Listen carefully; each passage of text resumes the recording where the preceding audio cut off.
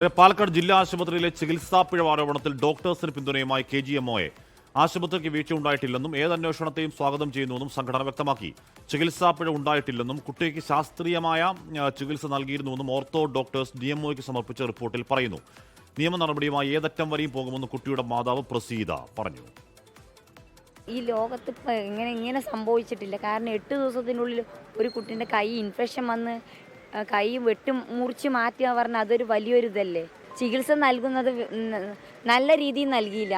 വേഗം എന്താണ് പറഞ്ഞാൽ ബ്ലഡ് അത് ഇതൊക്കെ നോക്കുമായിരുന്നു. പക്ഷേ ഇവരങ്ങനെയൊന്നും നോക്കിയില്ല. പിന്നെ ഞങ്ങൾ പറഞ്ഞ മുറിയുണ്ട്, മുറിയിൽ കൂടി ചോരയും വരുന്നുണ്ടായിരുന്നു. അത് ചിറ്റൂരിനെ നമുക്ക് മരുന്ന് വെച്ച് തന്നിട്ടുണ്ട്. പിന്നെ അവർ ആ മരുന്നെടുത്തിട്ട് പിന്നെ പാലക്കാട്ടുകാരും എടുത്തിട്ട് പിന്നെ അത് അങ്ങനെ തന്നെ വെച്ചു. എന്താണ് പറഞ്ഞാൽ എൻ്റെ മോൾക്ക് കൈയില്ല, ഇനി അവൾ ജീവിക്കണ്ടേ. ഈ ചെറുപ്രായത്തിൽ നിന്ന് ഇനി എത്ര അവൾക്ക് ജീവിക്കാനുണ്ട്, ജീവിച്ച് തുടങ്ങിയിട്ടില്ല. ആയിഷത്തുൽ ഷംന പാലക്കാട് എന്ന വാർത്തകൾ ചേരുന്നു. ഷംന 8ാം ക്ലാസ്സിൽ പഠിക്കുന്ന കുട്ടിയാണ്. കുട്ടി ഓടും, കളിക്കും, വീഴും, കൈമുട്ടും കാലൊക്കെ മുറിയും. അതൊക്കെ സ്വാഭാവികമാണ്, കുട്ടികൾക്കിടയിൽ സാധാരണ സംഭവിക്കുന്നത്. അങ്ങനെ കൈമുറിഞ്ഞു പോയൊരു കുഞ്ഞ് ആ വലത്തൊക്കെ മുറിച്ചു മാറ്റി എന്ന് പറയുന്നതിനകത്ത് വീഴ്ച ഉണ്ടായിട്ടില്ലെന്ന് എങ്ങനെയാണ് ഈ പറയുന്ന ഡോക്ടർമാരുടെ സംഘടന വെള്ളയടിക്കുന്നത്? ഷംന, ഹാഷ്മി, അത് തന്നെയാണ് കഴിഞ്ഞ ദിവസം പ്രാഥമിക റിപ്പോർട്ട് DMOക്ക് സമർപ്പിച്ച പ്രാഥമിക റിപ്പോർട്ടിൽ മറ്റ് വിഭാഗത്തിലെ ഡോക്ടർമാരായിരുന്നു റിപ്പോർട്ട് സമർപ്പിച്ചത്. അതിലും ഇത്തരത്തിൽ ആശുപത്രിയുടെ ഭാഗത്തു നിന്ന് ഒരു വീഴ്ചയും സംഭവിച്ചിട്ടില്ല എന്ന തരത്തിൽ ക്ലീൻ ചീറ്റ് നൽകിക്കൊണ്ട് തന്നെയായിരുന്നു ആ പ്രാഥമിക റിപ്പോർട്ട് ഉണ്ടായിരുന്നത്. എന്നാൽ ഇന്ന് വന്ന റിപ്പോർട്ട് ഈ ഓർത്തോ വിഭാഗം ഡോക്ടർമാർ തന്നെ സമർപ്പിച്ചതാണ്. അതിൽ പറയുന്നതും ഇക്കാര്യമാണ്. അതായത് 24-ാം തീയതി കുട്ടിയെ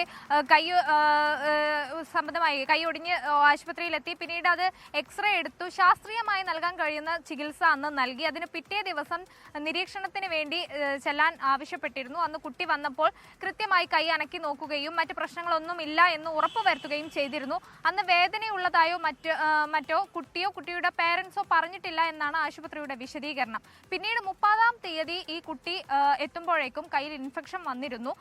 അത് പ്രാഥമിക ചികിത്സ നൽകി പിന്നീട് മെഡിക്കൽ കോളേജിലേക്ക് വിടുകയായിരുന്നു എന്നാണ് ഇന്ന് വന്ന റിപ്പോർട്ടിലും DMOക്ക് ലഭിച്ച റിപ്പോർട്ടിലും ഉള്ളത്. എന്നാൽ ഇതിനെ വെള്ളപൂശിക്കൊണ്ട് ഇത് സ്ഥിരീകരിച്ചുകൊണ്ട് തന്നെയാണ് ഇപ്പോൾ സംഘടനയുടെ ഭാഗത്തു നിന്നൊരു വിശദീകരണം ഉണ്ടാകുന്നത്. അതായത് ഈ ആശുപത്രിക്ക് വീഴ്ച പറ്റിയെന്നത് വെറും തെറ്റിദ്ധരിപ്പിക്കുന്ന വാർത്തകളാണ്. അത്തരം വാർത്തകൾ പ്രചരിപ്പിക്കുന്നതിനെതിരെ ശക്തമായി KGMOയെ അപലപിക്കുന്നു എന്നാണ് ഈ വിശദീകരണത്തിൽ പറയുന്നത്. ഒപ്പം തന്നെ ഏത് സമഗ്ര അന്വേഷണത്തെയും നേരിടാൻ ഞങ്ങൾ തയ്യാറാണ്. കാരണം കുട്ടിക്ക് പ്രാഥമികമായി നൽകാൻ കഴിയുന്ന ചികിത്സ അതിലൊന്നും ഒരു വീഴ്ചയും ആശുപത്രിയോ ഡോക്ടർമാരോ വരുത്തിയിട്ടില്ല. കൃത്യമായി ഒരു കുട്ടി കൈ ഒടിഞ്ഞെത്തുമ്പോൾ അതിന് എക്സ്റേ എടുക്കുക, അത് ചികിത്സിക്കുക, ബാൻഡ് ഇടുക, അത്തരം ശാസ്ത്രീയമായ ചികിത്സകൾ നൽകിയിട്ടുണ്ട്.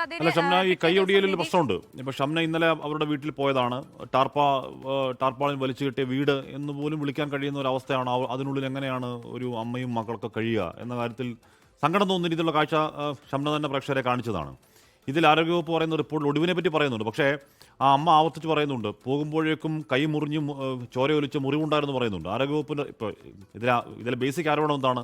ആ മുറിവ് അത് വേണ്ട രീതിയിൽ ഡ്രസ് ചെയ്യാതെ വെച്ച് പ്ലാസ്റ്റർ ഇട്ടു, അത് പഴുത്തു, അങ്ങനെ കൈ അളിഞ്ഞു എന്നുള്ളതാണല്ലോ അവരുടെ ആരോപണം. അപ്പോൾ ആ ആരോപണം നിൽക്കുമ്പോൾ ആ മുറിവിനെ പറ്റിയേ ആരോഗ്യവകുപ്പിൻ്റെ റിപ്പോർട്ടിൽ പറയുന്നില്ലെങ്കിൽ വെള്ളയടിക്കാനുള്ള ശ്രമങ്ങൾ നേരത്തെ തുടങ്ങി.